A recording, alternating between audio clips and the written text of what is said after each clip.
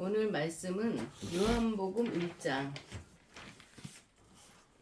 마태, 마가, 누가, 요한 네 번째 공간복음 중에서 요한복음 1장 1절로 18절에 있는 말씀입니다. 말씀이 길어서 한 절 한 절 우리 교독하도록 하겠습니다. 찾으셨으면 제가 먼저 읽겠습니다. 태초에 말씀이 계시니라. 이 말씀이 하나님과 함께 계셨으니 이 말씀은 곧 하나님이시니라. 그가 태초에 하나님과 함께 계셨고 만물이 그로 말미암아 지은 바 되었으니 지은 것이 하나도 그가 없이는 된 것이 없느니라. 그 안에 생명이 있었으니 이 생명은 사람들의 빛이라. 빛이 어둠에 비치되 어둠이 깨닫지 못하더라. 하나님께서로부터 보내심을 받은 사람이 있으니 그의 이름은 요한이라. 그가 증언하러 왔으니 곧 빛에 대하여 증언하고 모든 사람이 자기로 말미암아 믿게 하려 함이라. 그는 이 빛이 아니요 이 빛에 대하여 증언하러 온 자라. 참빛 곧 세상에 와서 각 사람에게 비추는 빛이 있었나니 그가 세상에 계셨으며 세상은 그로 말미암아 지은 바 되었으되 세상이 그를 알지 못하였고 자기 땅에 오매 자기 백성이 영접하지 아니하였으나 영접하는 자 곧 그 이름을 믿는 자에게는 하나님의 자녀가 되는 권세를 주셨으니 이는 혈통으로나 육정으로나 사람의 뜻으로 나지 아니하고 오직 하나님께로부터 난 자들이니라. 말씀이 육신이 되어 우리 가운데 거하심에 우리가 그의 영광을 보니 하나님의 독생자의 영광이요 은혜와 진리가 충만하더라. 요한이 그에 대하여 증언하여 외쳐 이르되 내가 전에 말하기를 내 뒤에 오시는 이가 나보다 앞선 것은 나보다 먼저 계심이라 한 것이 이 사람을 가리킴이라 하니라. 우리가 다 그의 충만한 데서 받으니 은혜 위에 은혜로라. 율법은 모세로 말미암아 주어진 것이요 은혜와 진리는 예수 그리스도로 말미암아 온 것이라. 본래 하나님을 본 사람이 없으되 아버지 품속에 있는 독생하신 하나님이 나타나셨느니라. 아멘.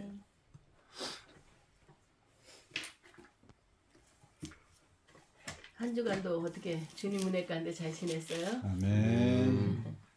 또 갑자기 추워지고 어제는 우리는 또 결혼식이 두 팀이 있어가지고 한 팀은 12시 한 팀은 3시 이래가지고 종일 나가서 있다가 우리 들어오고 그랬는데 주일 전인데 이렇게 밖에서 계속 있어도 되나 하는 그런 좀 걱정도 되긴 했어요. 근데 또 안 갈 수 없는 집이니까 부부 동반으로 그래서 갔다 오고 또 하루를 즐겁게 보냈습니다.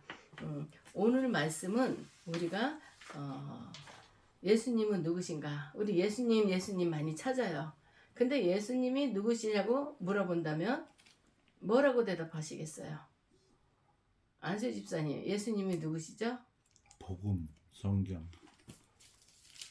이태영, 예수님이 누구시죠?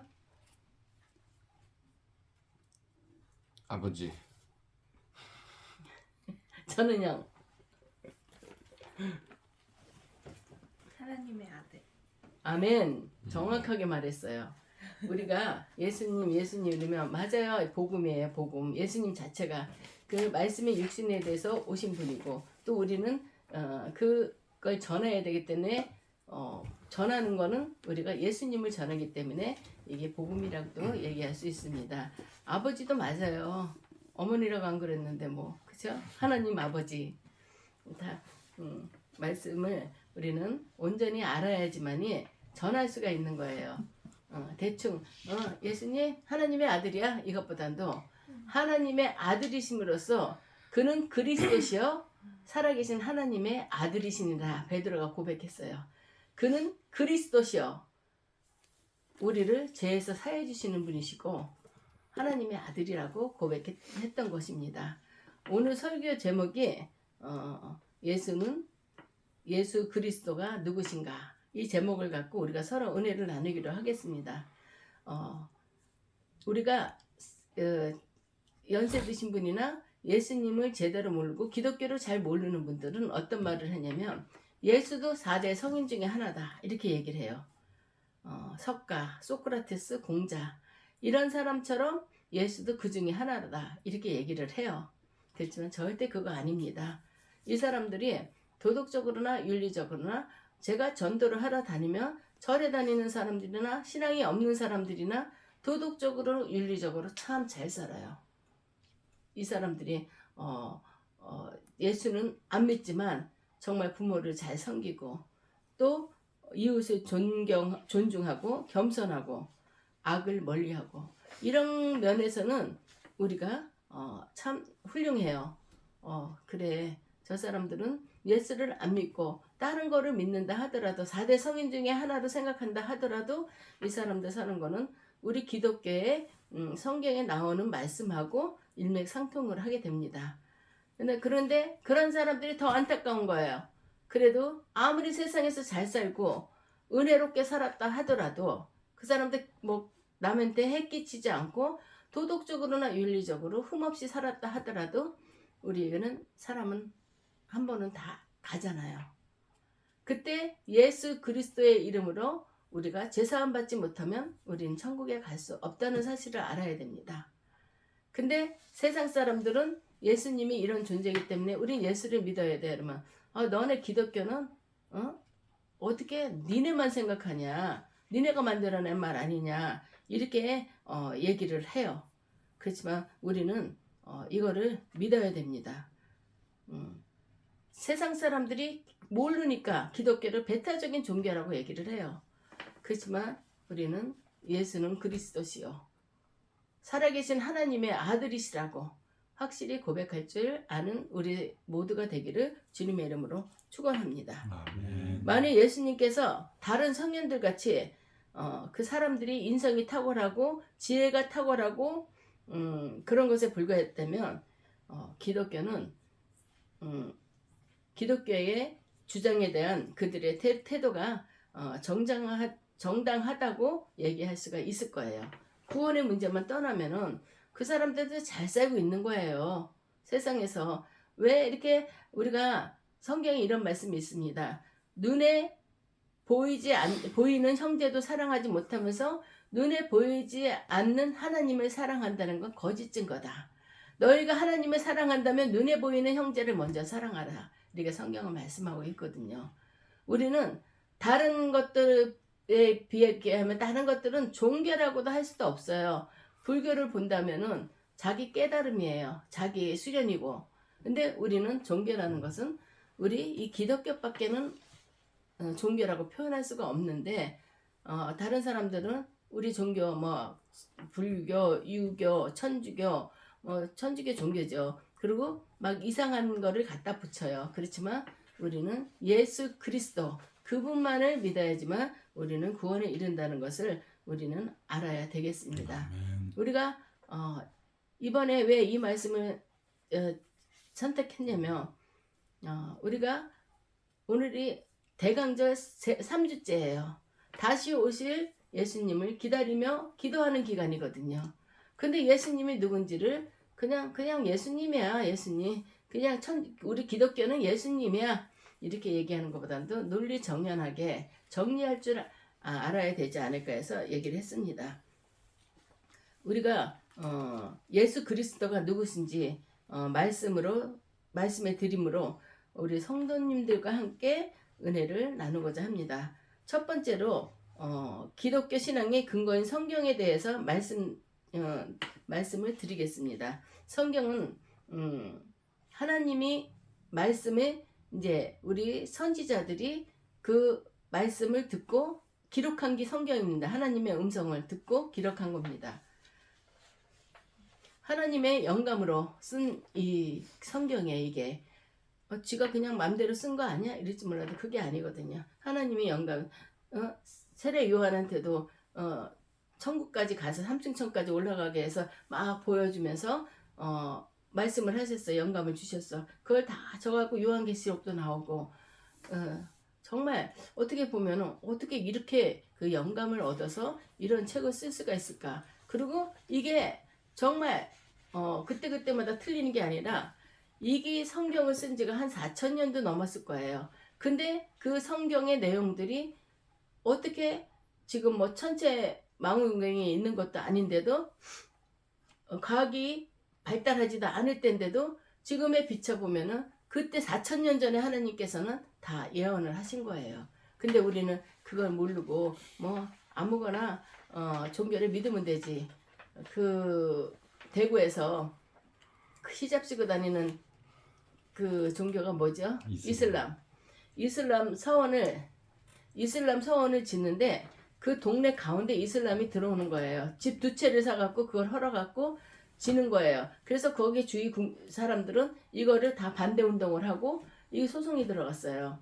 근데 그 누구라 그랬죠? 홍준표. 그 사람이 교회 장로님이에요. 근데 간사 한다는 말이 종교는 자유가 있는데 왜 남의 종교에 갖고 이렇게 시끄럽게 하냐 그랬다는 거예요. 그래서 너무 홍준표 이 사람에 대해서 이 사람 뭐야? 어떻게 해서 장로가 된 사람이야? 예수님이 누군지도 모르고 뭐가 잘못된 것도 모르고 어떻게 이렇게 얘기를 할 수가 있을까 하는데 우리 기독교인들은 홍준표를 안 좋게 생각하는 거죠. 장로인데 장로가 어떻게 그런 말을 할 수가 있나.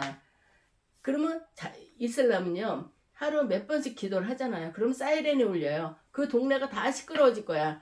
그럼 시끄럽다 그러면 그 집들을 사는 거야. 근데 또 그러니까 그 도시를 그 동네를 이슬람 성전으로 또 성지로 또 만들게 되고 지금 너무너무 무서워요. 다른 나라들은 이슬람 그 히잡을 쓰고 다니면요. 그런데 니네 나라로 가라고. 어디 이슬람이 여기서 그러냐고. 쫓아낸대요. 근데 우리나라는 너무 너그러워요. 예수님에 대해서 잘 몰라서 그런 건지 너무 너그럽고 장로가 그런 소리 했다는 게 참 안타까운 일입니다. 그거 듣고 나서 막 울분이 생기는 거예요. 어떻게 장로가 그럴 수가 있어? 우리가 지금 하나하나 하는 것들 다 하나님이 보고 계시고 듣고 계시고 우린 그걸 알아야 됩니다. 그래서 그게 너무 안타까운데 우리는 예수님에 대해서 신앙의 근거인 성경에 대해서도 나오고 있습니다. 하나님의 성경은 하나님의 영감으로서 선지자 사도들이 기록한 책이거든요. 거기 나왔어요. 성경에 나온 거는 다 진실대라고 봐야 됩니다. 성경 스스로가 예수님을 증언하고 있어요. 한때 성경을 비과학적이라고 얘기도 했어요. 그래서 그때 이거 비과학적이야. 그렇지만 세계의 베스트셀러는 성경이에요. 그리고 과학이 발달될수록 과학자들이 보면은 어떻게 이거는 과학으로는 못 푸는 게 성경이다. 이렇게 과학자들이 얘기하고 과학자들이 하나님 앞에 1명, 2명 이렇게 더 나오기 시작한다고 그런 얘기가 있습니다. 우리가 예를 들어서 보면은 욥기서 26장 7절에 보면은 그는 북편 하늘을 허공에 펴시며 땅을 공간에 다시며 라는 구절이 나옵니다. 욥은 지금으로부터 4,000년 전의 사람이에요. 어떤 신학자들은 욥기서를 모세가 쓰지 않았나 이렇게 얘기하는 사람도 있어요. 그렇다고 해도 4,000년보다도 3,400년 전이거든요. 그때는 천체 과학이 발달하지도 않았어요. 근데 성경은 그렇게 말씀하고 있었어요. 인류가 지구가 둥글다고 태양을 중심으로 자전과 공전이 있잖아요. 그 한다는 사실을 알기도 전에 이런 성경이 써있다는 걸 보면은 우리는 이 말씀에 성경이 얼마나 지혜롭고 성경이 예수님이시고 성경이 이렇게 우리의 몇천 년 전에 예수님이 오실 것도 또 나타내 주셨고 성경이 우리는 보호합니다. 사람들은 지구가 평평하다 그랬어요. 그래서 어느 날 바다를 이제 배가 항해를 하는데 이렇게 평평하다만 생각했어요. 근데 배가 가다가 이렇게 또 이렇게 둥그니까 그러니까 이게 안 보였어요. 그랬더니 배에 탄 사람들 다 물에 빠져 죽었다고 그랬었어요. 근데 그 사람이 돌아왔잖아요. 그래서 지구는 둥글구나. 평평한 게 아니구나. 그때 갈릴레이 그 사람들이 또 그런 거를 또 밝히게 됐던 것입니다. 또 한 가지 예를 든다면 우리의 초등학교 이렇게 책을 보면은 다윈의 진화론에 대해서 나오잖아요. 어떻게 아메바가 그거에 의해서 사람이 진화됐다고 얘기를 할 수가 있겠어요. 하나님은 천지 창조를 하실 때 말씀으로 창조하셨어요. 뭐가 있으라 하니까 있고. 그렇지만 예를 들어서 흑인하고 백인하고 결혼했는데 아기가 보면은 흑인이 우성이에요. 흑인이 나오잖아요. 조금 원래 흑인보다는 좀 색깔이 옅겠죠. 그렇게 흑인은 나오지만 흑인과 백인 사이에 결혼했다고 코끼리가 나오진 않아요. 다른 종이 나올 수가 없다는 거죠. 근데 하나님 말씀은 그런데 어떻게 과학자들은 아메바가 변해갖고 사람이 됐고 이게 종의기원에 보면은 다윈의 종의기원 보면은 그렇게 나오잖아요. 이게 너무 잘못된 거고 사람을 비하하는 행동이라고 이렇게 우리는 볼 수가 있습니다. 우리가 성경의 첫 번째 책이 창세기잖아요. 그러면 하나님께서 동식물을 창조하시되 종류대로 창조하셨다는 말씀이 나옵니다. 식물에 관해서는 이같이 말씀하셨어요. 하나님이 가라사대 땅은 풀과 씨 맺는 채소와 각기 종류대로 씨 맺는 씨 종류대로 씨 가진 열매 맺는 과목을 내라 이렇게 하셨어요. 때 땅의 풀과 각기 종류대로 씨 맺는 채소와 각기 종류대로 씨 가진 열매 맺는 나무를 내니 하나님 보시기에 좋았더라 이렇게 말씀하고 계십니다. 그리고 어류와 조류도 하나님께서 하라는 대로 다 창조를 하신 거예요.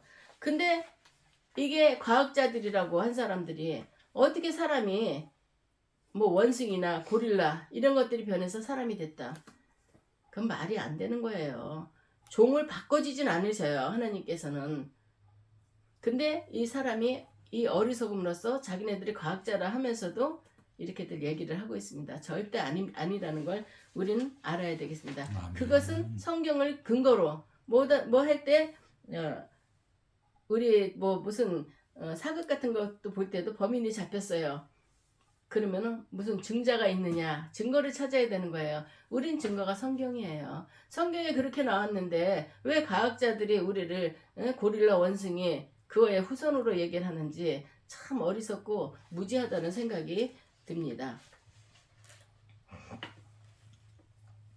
우리는 성경은 사실을 미화하는 것이 아무것도 없어요. 성도님들께서는 아시는 대로 성경은 선민 이스라엘 자손에 의해서 기록된 겁니다. 모세오경은 선민의 조상 아브라함과 이삭과 야곱 12족장의 행적을 중심으로 기록한 것입니다. 우리 성경을 보면요. 아브라함이 사라와 다른 데로 가뭄을 피해서 갔어요. 근데 사라 인물이 아주 좋았대요. 그래서 사라가 이제 거기에 있는 족장이 부인을 삼으려고 아브라함한테 물어봤어요. 저 여인은 누구냐? 근데 자기 부인이라고 얘기를 해야 되잖아요. 아브라함이 내 누이 동생입니다. 이렇게 얘기를 한 거예요. 그러니까 그 족장이 사라를 데리고 와서 자기 옆에 둔 거죠. 근데 동침을 하지 않았을 때 하나님께서 그 사람한테 말씀을 하신 거예요. 네가 어찌 남의 부인을 취하려 하느냐. 그 사람은 아브라함의 처다. 이래갖고 그 사람이 아브라함한테 왜 나한테 거짓말을 했냐니까 이 시대에 지금 어려운 시대인데 내가 내 처라 그러면은 나를 죽일까봐 그랬다. 이렇게 얘기했어요. 그러면 이게 얼마나 수치스러운 일이에요. 아브라함. 모든 아브라함의 씨가 바다에 모래같이 많게 해주신다 그랬어요. 이 훌륭한 사람이 이런 과오를 저질렀어요. 그러면 성경을 기록하다가 뺄 수도 있잖아요. 성경은 정확하기 때문에 그런 걸 빼질 않는 거예요. 내가 창피스럽고 어떤 일이 있더라도 다말이라는 여자는 누구냐면 유다의 며느리예요. 유다의 며느리인데 유다의 큰 며느리예요. 큰아들이 죽었어요. 그 시대적 배경을 보면은 이 아들이 죽으면은 둘째 아들이 형수한테 가는 거예요. 그래갖고 씨를 이렇게 대를 이어가게끔. 그런데 둘째 아들도 형수한테 갔다가 죽은 거예요. 셋째도 그렇고 다 죽었고 이제 넷째 아들도 어린 거예요. 그러니까는 이 시아버지가 생각할 때 너한테만 가면 우리 애들이 다 죽으니까 이제는 너도 너 갈 길로 가라. 얘를 안 주려고 다 죽이는 걸 싫어가지고. 그랬을 때 다말이 몸 파는 여자처럼 골목 어귀에 서 있다가 유다가 지나가는 걸 보고 유다 시아버지랑 합방을 한 거예요. 얼마나 유치해요. 얼마나 더러워요. 근데도 성경은 그 내용이 다 나왔어요. 그럼 성경이 좋은 것만 기록했을까요? 이런 창피하고 진짜 어처구니 없는 일들도 그 사람의 실수니까. 그리고 그 다윗의 왕조에서 다윗이 정말 훌륭한 사람이에요. 근데 그 사람이 밧세바를 범해가지고 또 그러고 나서 그걸로 끝난 게 아니라 자기 죄를 없애기 위해서, 감추기 위해서 우리아라는 장군, 그 밧세바의 남편을 전쟁터로 보내서 죽였어요. 얼마나 못된 거예요.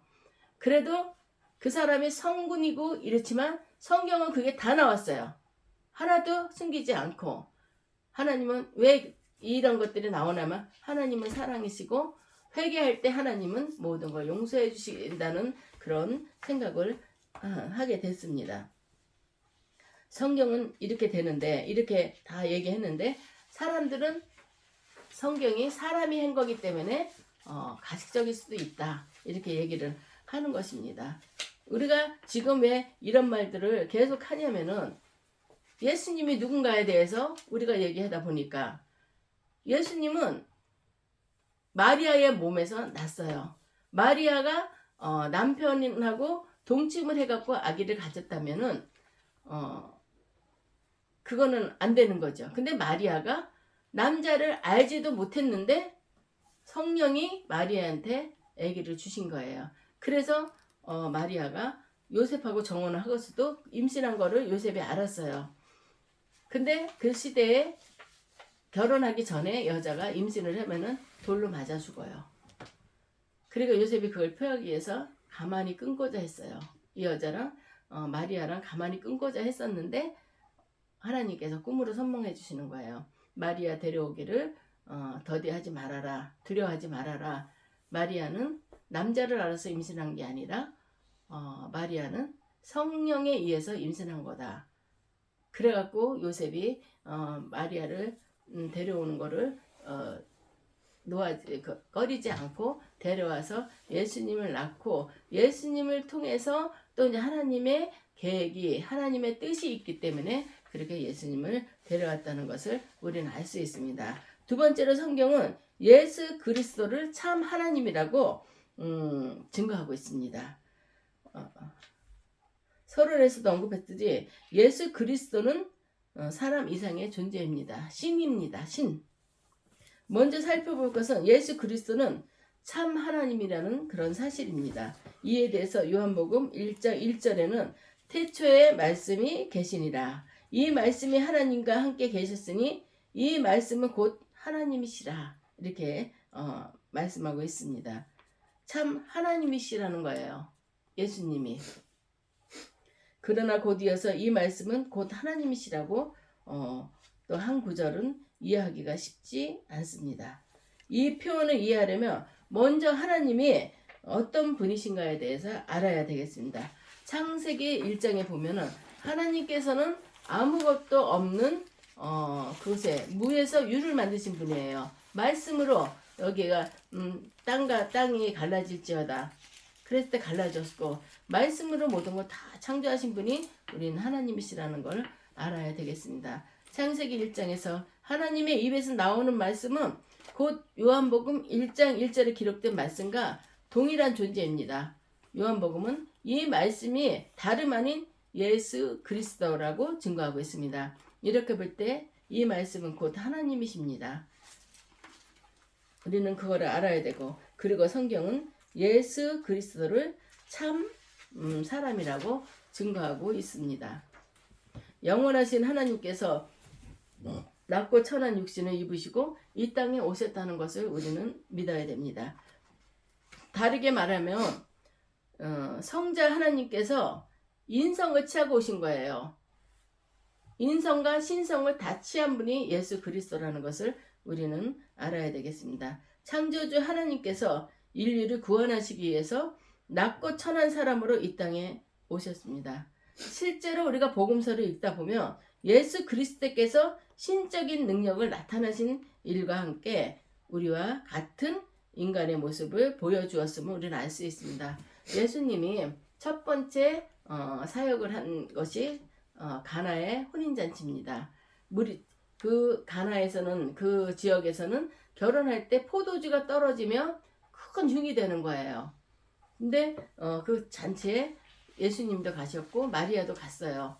그랬을 때 포도주가 떨어지니까 예수님한테 와서 엄마가 포도주가 떨어졌다. 그러니까는 예수님이 뭐라냐면 여자여 그게 나랑 무슨 상관이 있습니까? 이런 얘기를 했어요.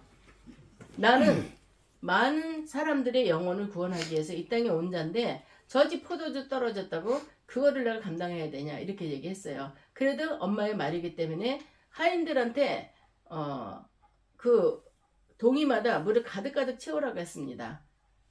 그리고 예수님이 이제 손님한테 떠다 줘라. 그랬을 때 이게 예전에 먹던 포도주보다 더 좋은 것이 낫다는 거. 이거는 예수님의 신성을 얘기하는 거죠. 신성과 인성. 예수님은 그걸 다 갖추신 분이라고 우리는 보겠습니다.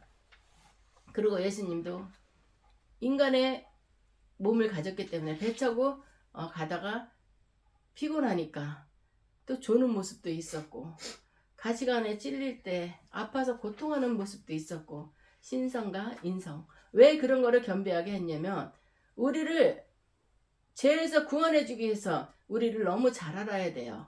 그러니까 본인이 먼저 그런 것들을 체휼하셨다는 것을 우리는 알아야 되겠습니다.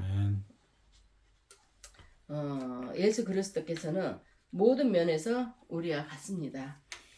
이는 우리 인간들의 연약함을 몸소 체험하심으로 우리를 더 깊이 이해하고 도와주시려고 그 목적이 있습니다. 예수 그리스도는 어려서부터 가난을 경험했어요. 친히 목수의 일을 하시면서 가족을 또 부양했습니다. 가난한 사람의 어려움을 아시고 노동의 고달픔을 아시는 분이 예수님이시라는 것을 우리는 알아야 되겠습니다. 우리의 저주와 질고를 감당하시기 위해서 이 모든 것들을 인카네이션이라고 신학적 용어로 인카네이션이라고 그러거든요. 예수님이 사람의 몸을 입고 이 땅에 오셨다는 거. 우리의 모든 질고를 아시기 위해서 담당하기 위해서 사람의 그 어려움 그런 것을 다 체험하면서 이 땅에 오셨다는 것입니다. 성자 하나님께서 사람으로 오신 가장 큰 목적은 죄인들을 구원하기 위한 것이라고 아까 말씀드렸습니다. 성경에서 죄의 삭은 사망이고 피 흘림이 없으면 제사함이 없다고 그랬어요. 그래서 당신이 그렇게 피를 흘리면서 모든 만민의 죄를 다 구원해 주셨다는 것을 우리는 알아야 되겠습니다. 이 크리스마스 이 계절 우리가 이 계절을 그냥 세상에 믿는 사람들 그런 사람들이 있어요. 이제 외국 같은 데서는 크리스마스 예수님이 오셨다 이거보다도 크리스마스 홀리데이라고 휴일이래요. 휴일. 엄청난 말에 차이가 있는 거죠. 우린 예수님이 오신 계절이고 아기 예수님을 우리는 맞이해야 된다 하는데 지금 시대가 이렇게 막 변해가고 있기 때문에 예수님 오신 것을 우리가 축복하고 축하하고 그래야 되는데 홀리데이 그냥 신난 거예요. 왜 크리스마스 되면은 예수도 안 믿는 사람들이 술 먹고 힝청힝청 대고 다니고 크리스마스 때 올라이트 하자 뭐 하자. 예수님이 오셨기 때문에 우리가 그거를 축하하기 위해서 우리가 찬양하고 그러는 거지. 지네들 술 먹으라고 크리스마스가 생긴 줄 알아요? 그렇게 그건 무식한 행동입니다. 그냥 그러다 보니까 예수 믿는 사람이나 안 믿는 사람이나 홀리데이 어느 교회는 축성탄 이렇게 써놓고서 영어로 홀리데이라고 또 쓴 교회도 있대요. 그래서 그거 갖고 한참 논쟁이 벌어진 적도 있어요. 예수 탄생한 거는 홀리데이가 아닙니다. 노는 날이 아니에요. 우리가 축하하고 하나님의 은혜에 감사하는 날이 되어야 되겠습니다. 세 번째로 성경은 예수 그리스도께서 모든 믿는 자들의 구주가 되심을 증거하고 있습니다. 우리의 영은 죄와 허물로 죽은 상태라 그랬어요. 언제 설교할 때 그런 말을 했죠. 우리가 하나님 앞에 에덴 동산에서 죄를 졌기 때문에 쫓겨났어요. 이 죄 때문에 원죄랑 자범죄가 있는데 인간이 그 에덴 동산에서 지었던 데가 원죄입니다. 그리고 우리가 구원 받았음에도 불구하고 사람이기 때문에 그냥 죄를 짓 때가 있어요. 그거는 회개하면 되는 거예요. 근데 이 원죄를 제사함 받지 못했기 때문에 우리는 천국에 갈 수 없다는 것을 우리는 알아야 되겠습니다. 아멘. 그래서 성경은 예수 그리스도께서 모든 믿는 자들의 구주가 된다고 그랬어요. 예수만 믿으면 구원을 얻는다고. 근데 예수를 안 믿어요. 노는 게 좋아요. 세상에서 사기치고 거짓말시키고 이런 것들이 너무 좋은 거예요. 그렇지 않아도 또 4대 성인으로 생각하면서도 예수만 믿어야지 우리가 천국 가냐, 이건 아니다. 니네 기독교인들은 배타적이다. 이러고 기독교를 핍박하는 사람들도 많아요. 근데 이제 지식인들이 더 하나님 앞에로 나와요. 특히 과학으로 풀지 못하는 일을 하나님은 하셨거든요. 그런 분이 우리는 성경에 우리가 그냥 예수님이 하나님의 아들이야가 아니에요. 성경에 다 나오기 때문에 우리는 그거를 전하고 증거해야 됩니다. 아멘. 우리가 주는 그리스도시여 살아계신 하나님의 아들이시나이다. 베드로가 고백했잖아요. 우리는 그 고백을 우리도 해야 되는 거예요. 우리도 그냥 교회 가서 그냥 예배 드리고 예배 드리면서도 머릿속엔 다른 생각으로 가득 차서 또 보면은요, 또 뭐 그림도 그려요. 막 그림도 그리고 뭐 위에서 보면 다 보이잖아요. 그림도 그리고 뭐 잡념으로 가득 차 있는 사람들도 많아요. 또 은혜로 채워지는 사람도 있지만 네, 다 좋아요. 그래도 졸더라도 교회에서 졸고 그림을 그리더라도 교회 그리고 참 그것도 보면은 그래 저것도 은혜다. 집에 가서 자지 않고 교회에서 졸고 그래도 교회를 나와야 된다는 걸 알기 때문에 우리는 하나님 앞에 늘 깨어 기도하는 우리가 되길 바랍니다. 아멘. 주는 그리스도였어요. 살아계신 하나님의 아들이라는 걸 늘 고백하세요. 주위에 믿지 않는 자들한테도 예수를 믿어야지만 우리가 구원에 이르고 이 대림절 이제 3주 이제 다음 주 하고 그 다음엔 크리스마스가 되는 겁니다. 우리가 이 예수님을 바로 알고 또 오실 예수님을 우리가 기대하고 또 전하고 증거하고 우리도 하나님의 은혜 가운데 주님이 주시는 복을 받는 우리들이 되길 원합니다. 아멘. 어디서든지 간에 우리 성도는 모두 베드로가 얘기했던 것처럼 예수 그리스도가 누구신가 물어봤을 때 주는 그리스도시요 살아계신 하나님이 아들입니다 하고 할 때 하나님께서 시몬 베드로 너에게 이제 내가 너에게 반석을 세운다고 그랬어요. 그런 것처럼 우리도 하나님한테 이런 고백을 함으로써 하나님이 우리를 기뻐 받으시고 그래 요즘과 같이 험난한 세상에서도 너네들은 나를 주로 고백하는구나. 주는 그리스도시여 살아계신 하나님입니다 하고 고백할 수 있는 우리가 되기를 주님의 이름으로 축복합니다. 아멘. 기도드리겠습니다.